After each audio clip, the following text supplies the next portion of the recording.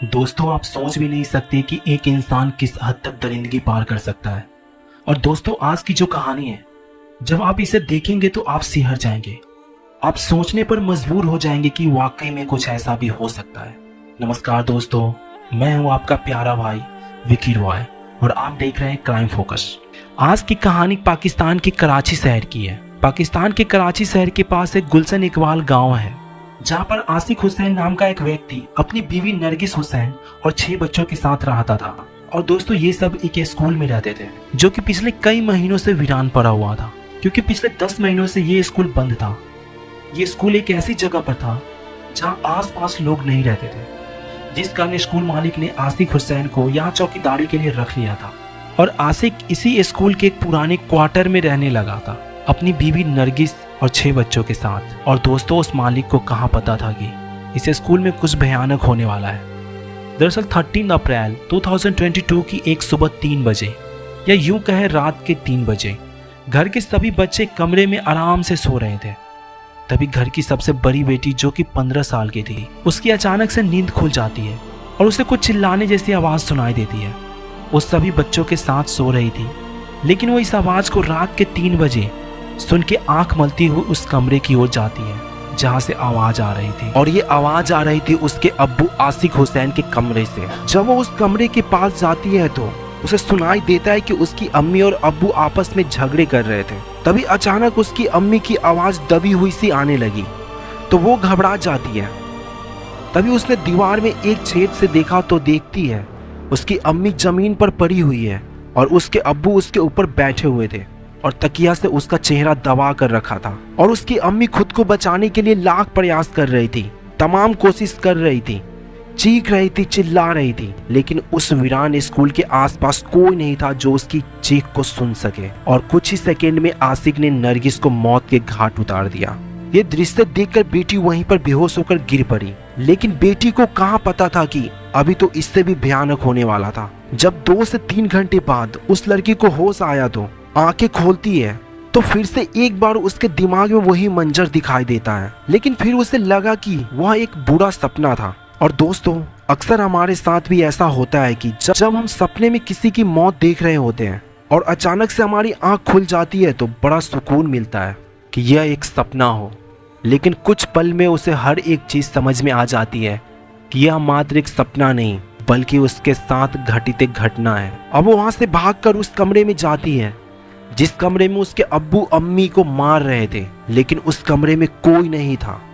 फिर वो लड़की अपने भाई बहन के पास जाती है और उन्हें सारी सच्चाई बताती है कि अब्बू ने उनकी अम्मी का कत्ल कर दिया है, हमें जल्दी यहाँ से निकलना होगा। लेकिन यह कहकर उस बच्ची को घबराहट होती है और वो पूरे स्कूल में अपनी माँ को ढूंढने में लग जाती है, लेकिन उन्हें उनकी अम्मी कहीं नहीं मिलती। अब वो लड़की पूरे स्कूल में, पूरे क्वार्टर में अपनी मम्मी को ढूंढने के बाद क्वार्टर के बाहर आकर खड़ी हो जाती है।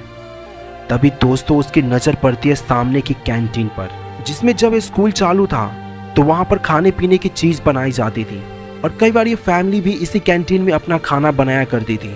जब लड़की ने उस कैंटीन को देखा तो उसे लगा कि हमने सारी जगह तलाश कर ली है, लेकिन अम्मी कहीं पर नहीं मिली है।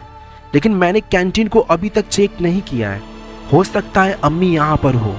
और ये सोच के वो लड़की कैंटीन के पास चली जाती है और जैसे ही वो कैंटीन में दाखिल होती है तो उसने कैंटीन में वो मंजर देखा जिसे देखने के बाद उसके पैरों तले जमी खिसक गई। दरअसल उसने देखा कि एक बड़ी भट्टी में आग जल रही थी और उसके पास खड़े थे उसके अब्बू आसिक। लड़की को कैंटीन से कुछ दूरी पर कुछ लोग दिखाई देते हैं और भागकर उनके पास जाती है और इस घटना के बारे में सारी सच्चाई बताती है। जब वो लोग लड़की की बात सुनते हैं तो वो भी एक सदमे में पहुंच जाते हैं और उस जगह पर अकेले जाने से कतराने लगते हैं। ठीक उसी समय उसमें से एक व्यक्ति ने पुलिस को कॉल कर दी और पुलिस फौरन वहां पे पहुंच जाती है। उनके पीछे पीछे वहां स्थानीय लोग भी घटना वाले स्थल पर पहुंच जाते हैं और जैसे ही पुलिस उस कैंटीन में पहुंची तो उसके सामने वो मंजर दिखा जिसे देखने के बाद उनकी आंखें खुली की खुली रह जाती हैं। और दोस्तों, वही थाने के SHO सलीम अब्बास ने बताया कि आज तक मैंने जिंदगी में ऐसी कोई घटना नहीं देखी थी। दरअसल आसिक हुसैन उस कैंटीन से अपने 3 बच्चों को लेकर वहां से भाग चुका था, लेकिन उस भट्टी में आग अभी भी जल रही थी और जब आग को बुझाया गया उस कढ़ाई को नीचे उतारा गया तो देखा उसमें नरगिस को उबाला जा रहा था। उसकी हाइट ज्यादा होने की वजह से वो पूरी तरीके से उस कढ़ाई में फिट नहीं आ रही थी। तो आसिक हुसैन ने सोचा क्यों ना इसकी टांगे काट कर अलग कर दी जाए, और वही किया भी। टांगे काटने के बाद उस कटे हुए पैर को वहीं पर फेंक देता है और अपनी पत्नी नरगिस को उस कढ़ाई में डाल दिया। अब आपके दिमाग में एक सवाल चल रहा होगा, और वो सवाल ये है कि आखिर क्यों एक पति अपनी पत्नी का कत्ल करेगा। तो फ्रेंड्स, ये जानकर आप चौंक जाएंगे, यकीन मानिए आपके रोंगटे खड़े हो जाएंगे। फ्रेंड्स, इसके बाद पुलिस नरगिस का हाथ पकड़कर जैसे ही उसे उस कढ़ाई से बाहर निकालने की कोशिश करती है तो नरगिस का हाथ उसके शरीर से अलग हो जाता है, क्योंकि उबालने की वजह से उसका पूरा शरीर नरम हो चुका था। तो पुलिस जैसे तैसे उस लाश को कढ़ाई से बाहर निकाल लेती है और पोस्टमार्टम के लिए भेज देती है।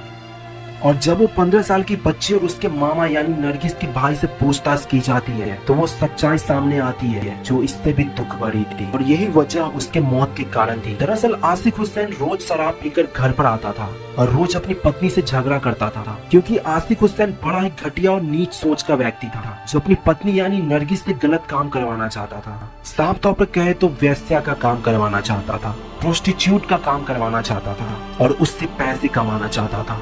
वो रोज शराब पीकर अपने नए नए दोस्त के साथ आता था और अपनी वाइफ को उनके साथ रात बिताने को कहता था, लेकिन नरगिस का कहना था वो अपनी जान दे देगी और वो ये सब गलत काम नहीं करेगी, क्योंकि उसे उसकी इज्जत सबसे ज्यादा प्यारी थी जो हर एक महिला की होती है। और आखिर में वही हुआ, वो अपनी जान दे दी पर इज्जत ना जाने दी और आसिक हुसैन ने उसको मौत के घाट उतार दिया। एंड फ्रेंड्स, इस घटना की सबसे बड़ी और अजीब बात ये थी कि उस इलाके की एसएसपी रहीम चिरागी जी ने बताया कि उन्हें अभी तक ये पता नहीं चला कि आसिक हुसैन नरगिस को पकाकर क्या करना चाहता था।